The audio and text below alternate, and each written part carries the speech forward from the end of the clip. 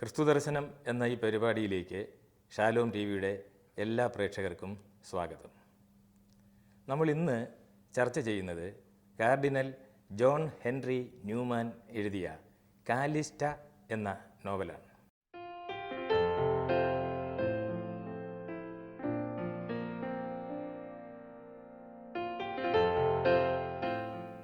സഭ വാഴ്ത്തപ്പെട്ടവരുടെ ഗണത്തിൽ ഉൾപ്പെടുത്തിയിരിക്കുന്ന ഒരാളാണ് കാർഡിനൽ ജോൺ ഹെൻറി ന്യൂമാൻ. അദ്ദേഹത്തിൻ്റെ കാലിസ്റ്റ എന്ന ഈ നോവൽ നമ്മൾ ഈ പരിപാടിയിൽ ഇതിനു മുമ്പ് ചർച്ച ചെയ്തിട്ടുള്ള ഫാബിയോള എന്ന നോവലുമായി ബന്ധമുള്ളതാണ്. ഫാബിയോള എഴുതിയതും മറ്റൊരു കർദിനാളായ കർദിനാൾ വെയ്സ്മാനാണ്. വെയ്സ്മാനും വാഴ്ത്തപ്പെട്ടവരുടെ ഗണത്തിൽ ഉൾപ്പെടുന്ന ആളാണ്. ഇത് ഡേസ്യൂസ് ചക്രവർത്തിയുടെ കാലത്ത് നടന്ന മതമർദ്ദനത്തിൻ്റെ കഥയാണ്. ഫാബിയോളയുടെ കഥ നടക്കുന്നതിന് തൊട്ട് മുമ്പുള്ള ഒരു കാലഘട്ടം. AD 3-ാം ശതകത്തിൻ്റെ മധ്യഭാഗത്ത് നടന്നതായിട്ടാണ് സങ്കല്പിക്കപ്പെടുന്നത്. ഇതിൽ ചില ചരിത്ര പുരുഷന്മാരും മറ്റുമുണ്ട്. സെയിൻറ്റ് സിപ്രിയാൻ ഇതിലൊരു കഥാപാത്രമാണ്, പ്രധാനപ്പെട്ട ഒരു കഥാപാത്രമാണ്. സിക്ക എന്ന ആഫ്രിക്കൻ പ്രവിശ്യയിൽ നടക്കുന്ന ഒരു കഥയാണിത്. ഇത് കാർഡിനൽ ന്യൂമാൻ്റെ വ്യക്തിജീവിതവും ദർശനങ്ങളും ഒക്കെയായി അഗാധമായി ബന്ധപ്പെട്ടിരിക്കുന്ന ഒരു കഥ കൂടിയാണിത്. വാസ്തവത്തിൽ കാർഡിനൽ ന്യൂമാൻ ഒരു പ്രൊട്ടസ്റ്റൻ്റ് കുടുംബത്തിൽ ജനിച്ചയാളാണ്. 1801 ഫെബ്രുവരി 21 അദ്ദേഹം ഇംഗ്ലണ്ടിൽ ജനിച്ചു. അദ്ദേഹം ഒരു ആംഗ്ലിക്കൻ സഭാ വൈദികനായി 1824 കത്തോലിക്കാ സഭയ്ക്ക് എതിരെ ഉള്ള പോപ്പിൻ്റെ അധികാരത്തിനെതിരെ ഉള്ള ആശയങ്ങൾ തേടി അദ്ദേഹം നിരന്തരമായി അന്വേഷണ യാത്രകൾ നടത്തി. ഗ്രന്ഥങ്ങൾ വായിച്ചു ധാരാളം എഴുതുകയും ചെയ്തു. പക്ഷേ ഈ അദ്ദേഹത്തിൻ്റെ വായനയും സത്യാന്വേഷണവും അദ്ദേഹത്തെ അവസാനം കൊണ്ടുവന്ന് എത്തിച്ചത് കത്തോലിക്ക സഭയുടെ നിലപാടാണ് ശരി എന്നുള്ള ഒരു വീക്ഷണത്തിലാണ്. അങ്ങനെ അദ്ദേഹം 1845 ആയപ്പോഴേക്കും കത്തോലിക്ക സഭയിലേക്ക് ചേർന്നു. പിന്നീട് അദ്ദേഹത്തെ പോപ്പ് കർദിനാളായി ഉയർത്തുകയുണ്ടായി. ഒരു വൈദികൻ നേരിട്ട് കർദിനാളാവുന്ന അപൂർവം സംഭവങ്ങളിലൊന്നാണ് അത്. അപ്പോൾ ഇദ്ദേഹം ഓക്സ്ഫോർഡിലേക്ക് അറിയപ്പെടുന്ന ഒരു പ്രഭാഷകനായിരുന്നു. ധാരാളം ഗ്രന്ഥങ്ങൾ എഴുതിയിട്ടുണ്ട്. പക്ഷേ അദ്ദേഹത്തിൻ്റെ ജീവിതത്തിലുണ്ടായ വിശ്വാസ പ്രതിസന്ധി തൻ്റെ ജനങ്ങൾക്കിടയിൽ, അദ്ദേഹം ഇംഗ്ലണ്ടിലൊക്കെ ഒരു കത്തോലിക്ക വിശ്വാസിയായിരിക്കുക എന്ന് പറയുന്നത് ഏറ്റവും ബുദ്ധിമുട്ടുള്ളൊരു കാലഘട്ടത്തിലാണ് അദ്ദേഹം ജീവിച്ചിരുന്നത്. താൻ ഇതുവരെ പുലർത്തിപ്പോന്ന വിശ്വാസം ത്യജിച്ച് പുതിയ സഭയുടെ വിശ്വാസ പ്രമാണങ്ങളുമായി ജീവിക്കേണ്ടി വന്ന കാർഡിനൽ ന്യൂമാൻ്റെ ആത്മസംഘർഷങ്ങൾ കൂടി ഈ കാലിസ്റ്റ എന്ന് പറയുന്ന കഥയിലുണ്ട്. കാർഡിനൽ ന്യൂമാൻ പ്രഭാഷകനും കവിയും എഴുത്തുകാരനും മാത്രമായിരുന്നില്ല. അദ്ദേഹം ഉജ്ജ്വലമായിട്ടുള്ള ഗാനങ്ങൾ എഴുതിയിട്ടുണ്ട്. ലീഡ് കൈൻഡ്ലി ലൈറ്റ് എന്ന വളരെ പ്രസിദ്ധമായ ഗാനം എഴുതിയത് അദ്ദേഹമാണ്. ഗാന്ധിജിക്കും മറ്റും മഹാത്മാഗാന്ധിജിക്ക് വളരെയധികം ഇഷ്ടമുണ്ടായിരുന്നതാണ്. അതിനൊരു പ്രത്യേക സാഹചര്യവും ഉണ്ടായിരുന്നു. അദ്ദേഹം ഒരു ബോട്ട് യാത്രയിൽ പെട്ടെന്ന് ബോട്ട് അപകടത്തിൽപ്പെട്ടു. കര കാണാനാവാത്ത അന്ധകാരത്തിലകപ്പെട്ടപ്പോൾ അദ്ദേഹം ആ ബോട്ടിലിരുന്നു കൊണ്ട് എഴുതിയതാണ് ലീഡ് കൈൻഡ്ലി ലൈറ്റ്. സത്യമാം പ്രകാശമേ നയിക്കുകന്നെ നീ ചുറ്റിലും ഇരുൾ പരന്നിടുന്ന വേളയിൽ. ഇത് എല്ലാ ഭൂഖണ്ഡങ്ങളിലും തലമുറകളോളം ഏറ്റുപാടുന്ന, ഇന്നും ആളുകൾ ഏറ്റുപാടുന്ന മനോഹരമായിട്ടുള്ളൊരു ഗാനമാണ്. ആ പ്രത്യാശ അത് അദ്ദേഹത്തിൻ്റെ കൃതികളിൽ കാണാം. സംഘർഷഭരിതമായ കാലങ്ങളിൽ പ്രത്യാശ പുലർത്തിക്കൊണ്ട് എങ്ങനെ ജീവിക്കണം എന്നുള്ള സന്ദേശമാണ് കാലിസ്റ്റ തരുന്നത്. അതോടൊപ്പം തന്നെ സത്യത്തിന് വേണ്ടി നിലകൊള്ളാനുള്ള, സത്യം തിരിച്ചറിഞ്ഞാൽ പിന്നെ അതിനെ അംഗീകരിക്കാൻ, അതിനുവേണ്ടി മരിക്കാനുള്ള ഒരു സന്നദ്ധത പ്രകടിപ്പിച്ച കഥാപാത്രമാണ് കാലിസ്റ്റ. ആ ഒരു സത്യത്തിന് വേണ്ടിയുള്ള ആ ഒരു സത്യധീരത എന്ന് പറയുന്ന ഗുണമാണ്. അതാണ് ഈ നോവലിൻ്റെ ഒരു ശക്തി എന്ന് പറയുന്നത്.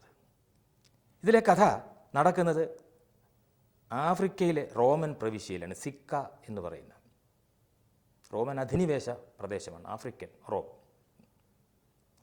റോമ സാമ്രാജ്യത്തിൻ്റെ ഒരു ഭാഗമാണ്. അവിടുത്തെ ഒരു പട്ടാള ഉദ്യോഗസ്ഥൻ്റെ 2 ആൺമക്കളാണ് അദ്ദേഹത്തിനുള്ളത്. മൂത്ത ആളാണ് അഗീലിയസ്, അയാളാണ് ഇതിലെ നായകൻ. അഗീലിയസിൻ്റെ അനുജനാണ് ജൂബ. ഇവരുടെ അമ്മ ഒരു മന്ത്രവാദിനിയാണ്. ഇവരുടെ അച്ഛൻ റോമൻ പട്ടാളക്കാരനാണെങ്കിലും അവസാനം കാർത്തേജിലാണ് ഇവർ, സിക്കായിലെ കാർത്തേജ് എന്ന് പറയുന്ന നഗരത്തിലാണ് ഇവർ ജീവിക്കുന്നത്. ആ കാർത്തേജിൽ നടന്ന മതമർദ്ദനത്തിന് നേതൃത്വം കൊടുത്ത ഒരാളാണ് ഈ അഗീലിയൂസിൻ്റെയും ജൂബയുടെയും ഒക്കെ അച്ഛൻ. പക്ഷേ അവിടുത്തെ ക്രിസ്ത്യാനികളുടെ സഹനം കണ്ടിട്ട് അവസാനം മതം മാറിയ ആളാണ് ഇവരുടെ അച്ഛൻ. അങ്ങനെ അവസാന കാലത്ത് അദ്ദേഹം ഒരു ക്രിസ്ത്യാനിയായി തീർന്നു. അഗീലിയൂസും തൻ്റെ പിതാവിൻ്റെ പാത പിന്തുടർന്നു. പക്ഷേ അനുജനായ ജൂബ, അയാൾക്ക് ക്രിസ്ത്യാനികളുടെ വെറുപ്പാണ്. അയാൾ അമ്മയുടെ കൂടെ പോയി. അമ്മയാണെങ്കിൽ ഈ അവിടുത്തെ പ്രാകൃത മതങ്ങളെയൊക്കെ വിശ്വാസങ്ങളൊക്കെ ആയിട്ട് ബന്ധപ്പെട്ട ഒരു മന്ത്രവാദിനിയാണ്. അവർക്ക് ക്രിസ്ത്യാനികളെന്ന് പറഞ്ഞാൽ വെറുപ്പാണ്. ഈ അച്ഛൻ മരിച്ചുപോയി. അവിടുത്തെ കൃഷികാര്യങ്ങളൊക്കെ നോക്കി അഗീലിയസ് ഇങ്ങനെ ജീവിക്കുകയാണ്. പക്ഷെ അഗീലിയസ് റോമൻ ദേവതകൾക്ക്, ജൂപ്പിറ്റർ പോലെയുള്ള ദേവതകൾക്ക് ഈ ബലി അർപ്പിക്കാത്തതിനെപ്പറ്റി അയൽവാസികളൊക്കെ അയാളെ പരിഹസിക്കുകയും കുറ്റപ്പെടുത്തുകയൊക്കെ ചെയ്യുന്നുണ്ട്. അക്കാലത്ത് ഒരു ക്രിസ്ത്യാനി ആയിരിക്കുക എന്ന് പറഞ്ഞു കഴിഞ്ഞാൽ വലിയ ബുദ്ധിമുട്ടാണ്. ഒന്നാമത്തെ, ക്രിസ്ത്യാനികളെപ്പറ്റി ഒരുപാട് ആരോപണങ്ങൾ ആൾക്കാർ പറഞ്ഞുണ്ടാക്കിയത്. നാട്ടിൽ എന്ത് ആപത്തുണ്ടായാലും അത് ക്രിസ്ത്യാനികൾ മൂലമാണ്. അവർക്ക് ദുർമന്ത്രവാദം അറിയാമെന്നാണ് ഇവർ പറഞ്ഞുണ്ടാക്കിയിരുന്നത്. ഒരു കുട്ടികളെ ഒക്കെ കൊന്ന് ഭക്ഷിക്കുന്ന ആളുകളാണ്. അങ്ങനെ ഒരുപാട് ആഭിചാര കർമ്മങ്ങളൊക്കെ ചെയ്യുന്നവരാണ്. അവരുടെ ആഭിചാരങ്ങൾ കൊണ്ടാണ് നാട്ടിൽ ആപത്തുകൾ ഉണ്ടാകുന്നത്. ഇത് തന്നെ ഈ റോമ ഭരണാധികാരികൾക്ക് ക്രിസ്ത്യാനികളെ വേട്ടയാടാനുള്ള ഒരു കാരണവുമായി തീർന്നിട്ടുണ്ട്. നീറോ ചക്രവർത്തിയുടെ കാലത്ത് റോമാ നഗരത്തിന് തീ പിടിച്ചതായിട്ട് നമ്മൾ വായിക്കുന്നുണ്ട്. ആ തീപിടുത്തത്തിൻ്റെ കാരണം ക്രിസ്ത്യാനികളാണെന്നാണ് പറഞ്ഞു വരുത്തിയത്. വാസ്തവത്തിൽ നീറോ തന്നെയാണ് ഈ പട്ടണത്തിന് തീയിട്ടത് എന്ന് പറയാറുണ്ട്.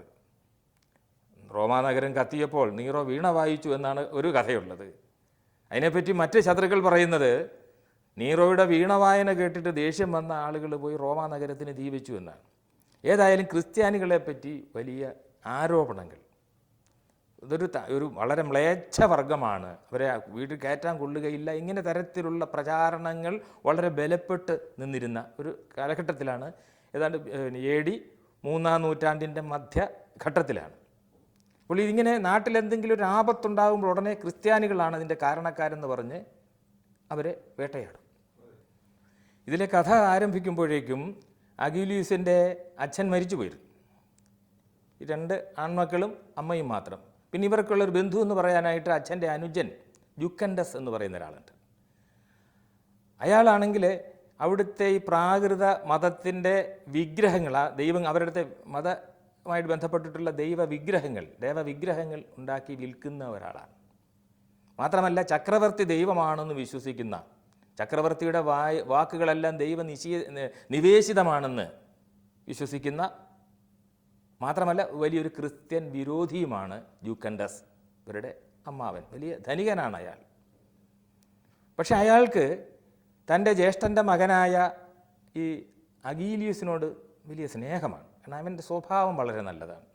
എന്നാൽ ക്രിസ്ത്യൻ വിരോധിയായ ജൂബയോട് അയാൾക്ക് വലിയ സ്നേഹമൊട്ടില്ലതാണ്. അപ്പോൾ എങ്ങനെയെങ്കിലും ഈ അഗീലിയൂസിനെ അവൻ്റെ ക്രിസ്തീയ വിശ്വാസത്തിൽ നിന്ന് തിരിച്ചു പിടിക്കണമെന്നുള്ള ഒരു വീക്ഷണത്തിൽ നടക്കുന്ന ആളാണ് ജൂക്കൻഡസ്. അതുകൊണ്ട് തരം കിട്ടുമ്പോഴൊക്കെ അവനുമായിട്ട് ഈ വിശ്വാസകാര്യങ്ങൾ തർക്കിക്കും. അപ്പം അങ്ങനെ ഇരിക്കെ ജൂക്കൻഡസിൻ്റെ കടയിൽ, ഈ വിഗ്രഹങ്ങൾ വിൽക്കുന്ന കടയിലേക്ക് ഒരു സഹോദരനും സഹോദരിയും, ഗ്രീക്കുകാരായ ഒരു സഹോദരന്മാർ. ആ സഹോദരിയുടെ പേരാണ് കാലിസ്റ്റ എന്ന് പറയും. വളരെ സുന്ദരിയായിട്ടുള്ള ഒരു ഗ്രീക്ക് യുവതി. അവൾക്ക് ഈ വിഗ്രഹങ്ങൾ ഉണ്ടാക്കാനും അത് പെയിൻറ്റ് ചെയ്യാനും ഒക്കെ അറിയാം. അപ്പോൾ വളരെയധികം ആളുകൾ ഇവളുണ്ടാക്കിയ വിഗ്രഹങ്ങൾ വാങ്ങിക്കൊണ്ടുപോയി. അങ്ങനെ ഈ ജൂക്കൻഡസിൻ്റെ ബിസിനസ് അവിടെ കൊഴുത്തു വരികയാണ്. ഈ കാലിസ്റ്റയെ കണ്ടപ്പോൾ അഗീലിയൂസിന് ഒരു കൗതുകം തോന്നി. അവളോടൊരു പ്രേമം, അത്യധികം സൗന്ദര്യമുള്ള ആളാണ്. അപ്പോൾ ഇത് തന്നെ തരം എന്ന് ജുക്കൻഡസും വിചാരിച്ചു. കാരണം ഈ കാലിസ്റ്റ റോമൻ ഗ്രീക്കുകാരിയാണ്, അവൾക്ക് റോമൻ ദൈവങ്ങളോടൊക്കെ ആരാധനയുള്ള ആളാണ് എന്ന് അയാൾ വിചാരിക്കുന്നുണ്ട്. പക്ഷേ ഏതായാലും ക്രിസ്ത്യാനിയല്ല, അതാണ് ഒരു ധൈര്യം. ക്രിസ്ത്യാനി അല്ലാത്തതുകൊണ്ട് ഈ അഗ്യൂലിയൂസിനെ നേർവഴിക്ക് കൊണ്ടുവരാൻ കാലിസ്റ്റായുടെ സാന്നിധ്യം ഉപകരിക്കും എന്ന് ജുക്കൻഡസ് വിചാരിക്കുകയാണ്. കാലിസ്റ്റായുടെ സഹോദരനാണ് അരിസ്റ്റോ.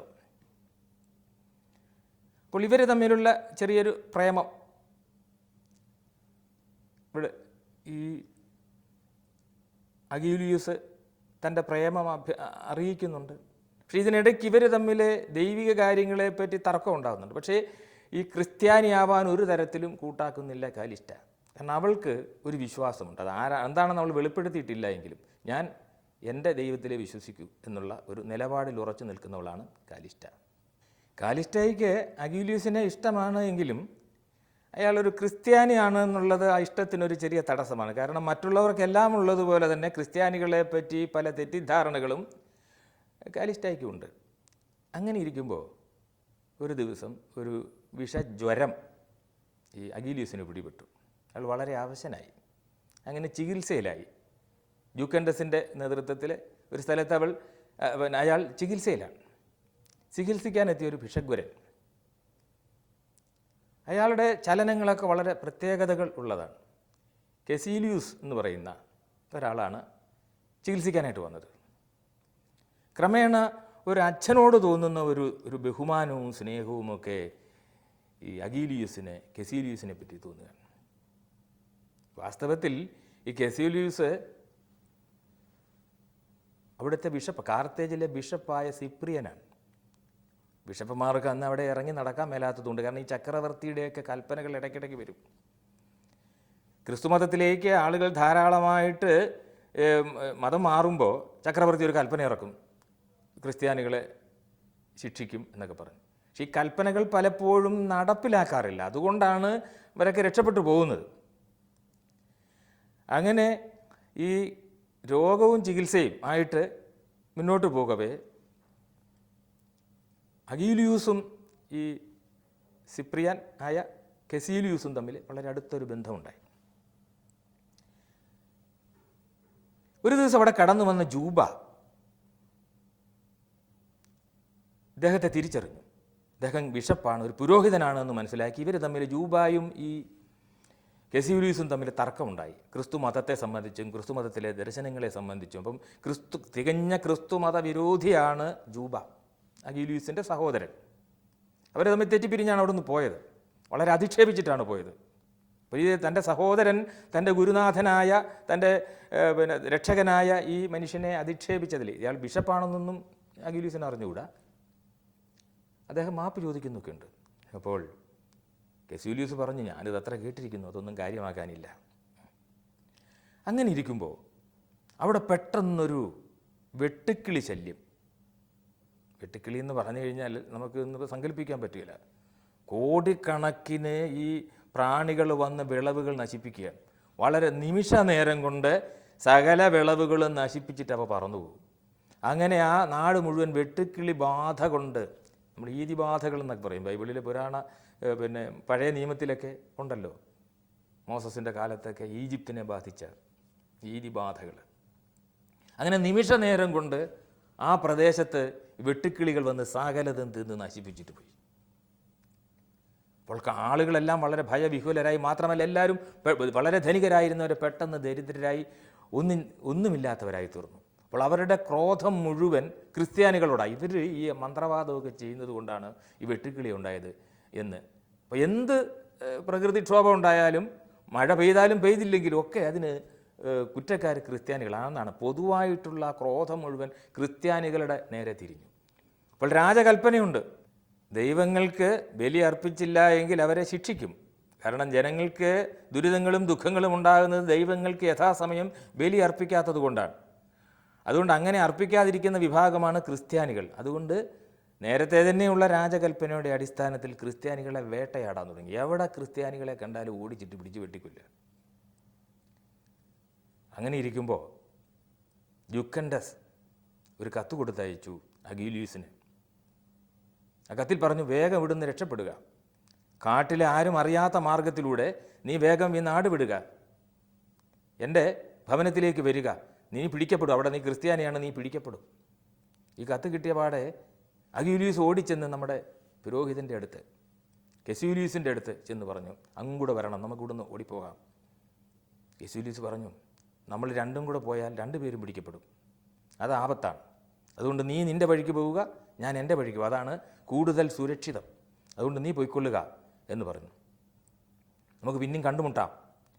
അങ്ങനെ അഗ്യൂലിയൂസ് കെസ്യൂലിയൂസിനോട് യാത്ര പറഞ്ഞ് അവിടെ നിന്ന് പുറപ്പെട്ടു പോയി. കെസ്യൂലിയൂസ് യാത്ര പുറപ്പെടാനുള്ള തയ്യാറെടുപ്പ് നടത്തിയപ്പോൾ പെട്ടെന്ന് അവിടെ കാലിസ്റ്റ പ്രത്യക്ഷപ്പെട്ടു. കാലിസ്റ്റ അഗ്യൂലിയൂസിനെ അന്വേഷിച്ചിറങ്ങിയതാണ്. അവൾക്കറിയാം ഇവിടെ ക്രിസ്ത്യാനികളെ വേട്ടയാടുന്നുണ്ട്, ആ വിവരം കൊടുക്കാൻ വേണ്ടി വന്നതാണ് കാലിസ്റ്റ. അപ്പോൾ അവിടുന്ന് അഗ്യൂലിയൂസ് രക്ഷപ്പെട്ട കാര്യം അവൾ മനസ്സിലാക്കി.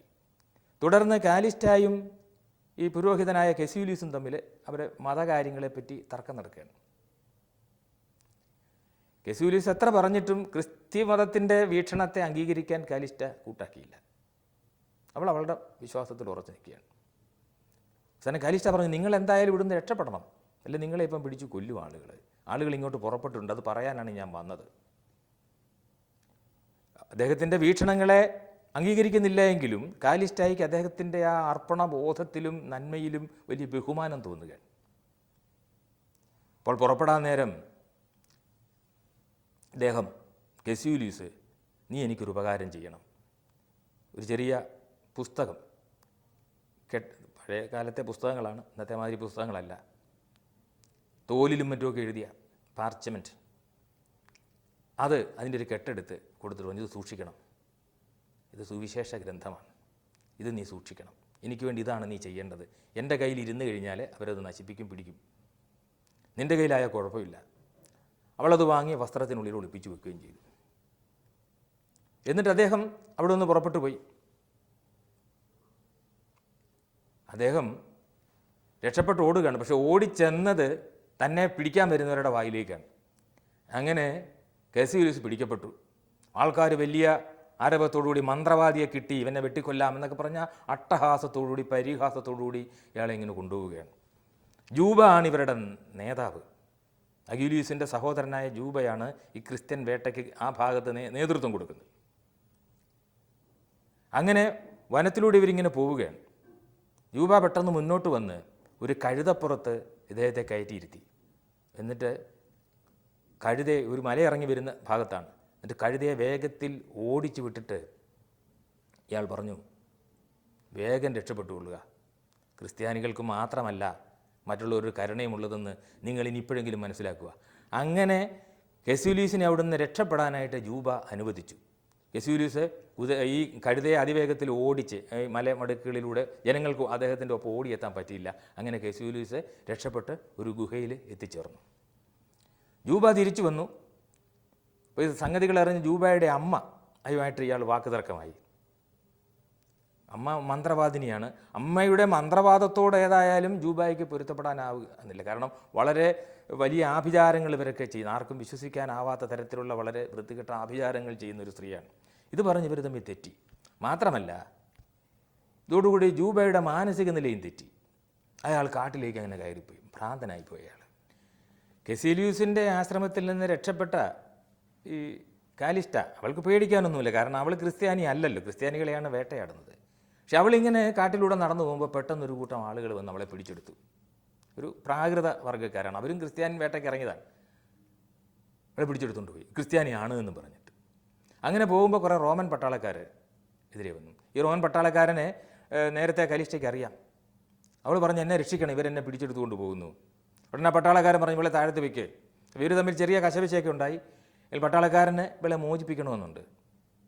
കലിസ്റ്റ പറഞ്ഞു, ഞാൻ ക്രിസ്ത്യാനിയൊന്നുമല്ല, ഇവരെന്നെ ബലമായിട്ട് പിടിച്ചുകൊണ്ട് പോവുകയാണ്. അവിടെ മറ്റവരെ സമ്മതിച്ചില്ല, കാരണം ഇപ്പം ഇങ്ങനെ പിടിച്ചു കൊടുക്കുന്നവർക്ക് പ്രതിഫലവും മറ്റുമൊക്കെ ഉണ്ട്. അപ്പോൾ അതുകൊണ്ട് അവർ ആ പ്രതിഫലം തങ്ങൾക്ക് കിട്ടണം, തങ്ങൾ പിടിച്ചത് ക്രിസ്ത്യാനിയാണ് എന്ന് വരുത്തി തീർക്കാൻ വേണ്ടി ഈ പട്ടാളക്കാരൻ, റോമൻ പട്ടാളക്കാരനോട് തർക്കത്തിലായി. അവസാനം ഇവരെ സൈനിക മേധാവികളുടെ അടുത്ത് എത്തിച്ചില്ല എങ്കിൽ തനിക്ക് ദോഷമാകുമെന്ന് മനസ്സിലാക്കിക്കൊണ്ട് ആ സൈനിക മേധാവി അവിടുത്തെ കോടതിയിൽ ഇവളെ ഹാജരാക്കി. അങ്ങനെ കാലിസ്റ്റ ജയിലിലായി. കാലിസ്റ്റ അധികാരികളുടെ പിടിയിലായ വിവരം തൻ്റെ നിലവറയിൽ കിടന്നുകൊണ്ട് അഗീലിയൂസ് അറിഞ്ഞു. അയാൾക്ക് വിസ്മയം തോന്നിയത് കാലിസ്റ്റായ ക്രിസ്ത്യാനിയാണെന്ന് പറഞ്ഞ് പിടികൂടിയിരിക്കുന്നതിലാണ്. അത് അയാൾക്ക് വിശ്വസിക്കാൻ തോന്നില്ല. കാരണം അവൾ ഒരിക്കലും ക്രിസ്ത്യാനി ആയിരുന്നില്ല എന്ന് അഗീലിയൂസിന് അറിയാം. അങ്ങനെ കാലിസ്റ്റായെ ട്രൈബ്യൂണലിൻ്റെ മുമ്പാകെ കൊണ്ടുവന്ന് വിസ്തരിക്കുകയാണ്. വിസ്തരിക്കാതെ വിടാൻ പറ്റിയല്ലോ. അവളോട് ഇവരോ ചോദ്യങ്ങൾ ചോദിച്ചു. അവൾ പറഞ്ഞു, ഞാൻ ക്രിസ്ത്യാനിയല്ല.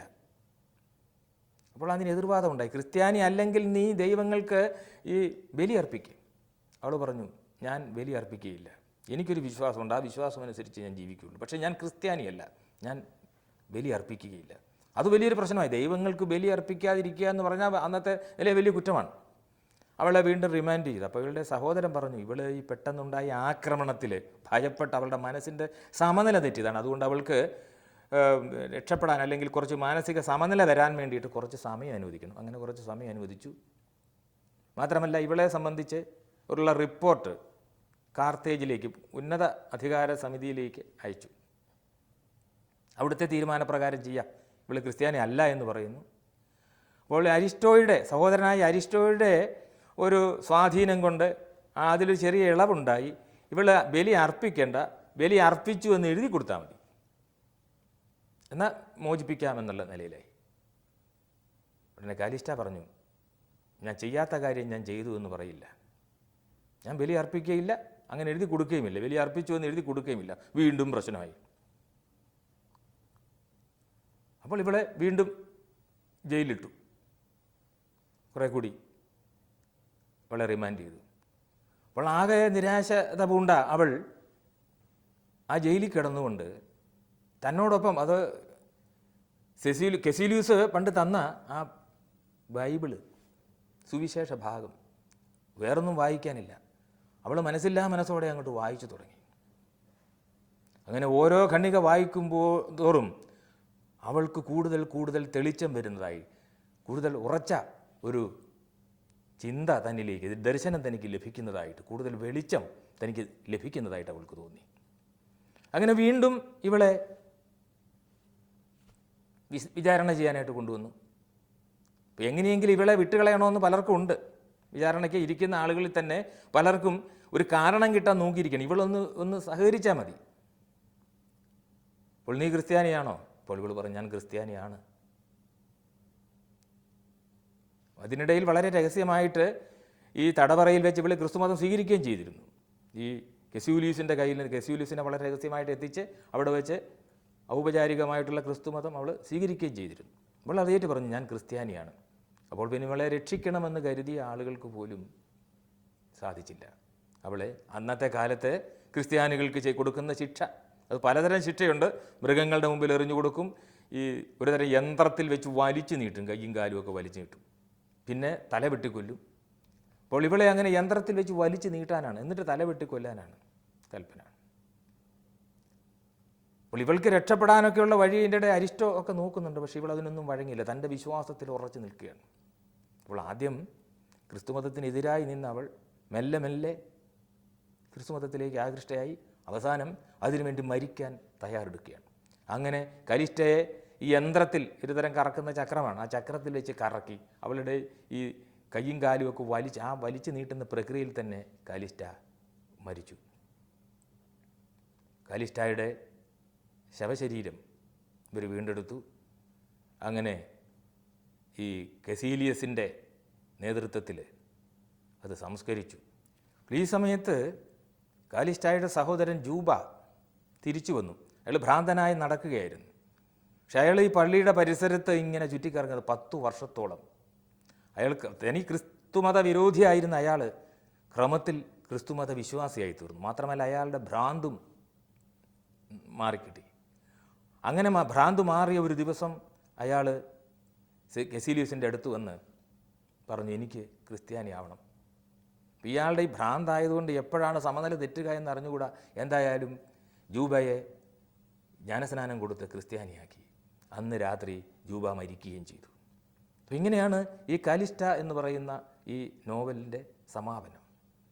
ഇത് ഒരു കാലഘട്ടത്തിലെ, പ്രത്യേകിച്ച് ആദിമ കാലഘട്ടത്തിലെ ക്രൈസ്തവ ജീവിതത്തിൻ്റെ സഹനത്തിൻ്റെ, അവരനുഭവിച്ച ത്യാഗത്തിൻ്റെ, അതുപോലെ തന്നെ പരസ്പര സ്നേഹത്തിൻ്റെ, അതോടൊപ്പം തന്നെ വിശ്വാസദാർഢ്യത്തിൻ്റെയൊക്കെ കഥയാണ്. അതോടൊപ്പം തന്നെ ഇത് 19-ാം നൂറ്റാണ്ടിലെ ഒരു സത്യാന്വേഷി കാർഡിനൽ ന്യൂമാൻ തൻ്റെ ജീവിതത്തിൽ അനുഭവിച്ച ആ ഒരു ദാർശനികമായിട്ടുള്ള അതുപോലെ തന്നെ വിശ്വാസപരമായിട്ടുള്ള ആ ഒരു സംഘർഷം, ആ സംഘർഷത്തെ അതിജീവിച്ച കഥ കൂടിയാണ്. അങ്ങനെ സമകാലികവും സാർവകാലികവുമായ പ്രസക്തിയുള്ള ഒരു നോവലാണ് കാർഡിനൽ ജോൺ ഹെൻറി ന്യൂമാൻ്റെ കാലിസ്റ്റ. ക്രിസ്തുദർശനവുമായി ബന്ധപ്പെട്ട മറ്റൊരു ഗ്രന്ഥവുമായി അടുത്തയാഴ്ച വീണ്ടും കാണാം. അതുവരെ നമസ്കാരം.